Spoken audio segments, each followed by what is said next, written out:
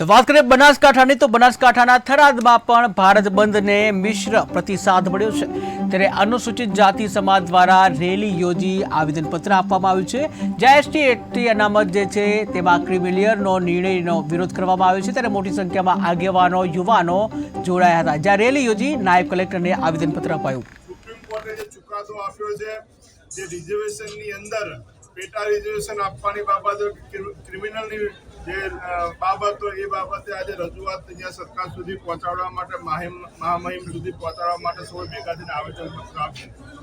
દેશમાં જાતિ જનગણના થવી જોઈએ અને જાતિ જનગણનાના આધારે જેને જેટલી વસ્તી હોય એ પ્રમાણે રિઝર્વેશન દરેકને મળવું જોઈએ।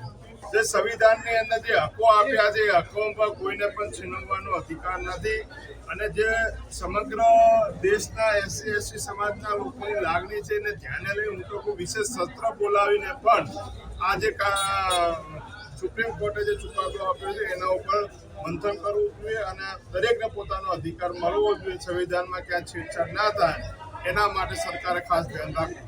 ભારત બંધના એલાનના ભાગરૂપે થરાદ ખાતે અમે એક વિશાળ રેલીનું આયોજન કરી અને માનનીય રાષ્ટ્રપતિ સાહેબ શ્રીને આવેદન પાઠવીએ છીએ કે અનામત બાબતે જે કંઈ સુપ્રીમ કોર્ટે આપ્યું છે એ નિવેદનમાં એનો જે ખરડો પાસ કરી અને અનામત કાયમના માટે ટકી રહે અને અનામતની અંદર જે સુપ્રીમ કોર્ટના નિવેદનથી વર્ગ વિગ્રહ થશે અને વર્ગ વિગ્રહને કારણે સમાજ તૂટશે અને સમાજ તૂટશે એટલે અનેક પ્રશ્નો ઊભા થશે।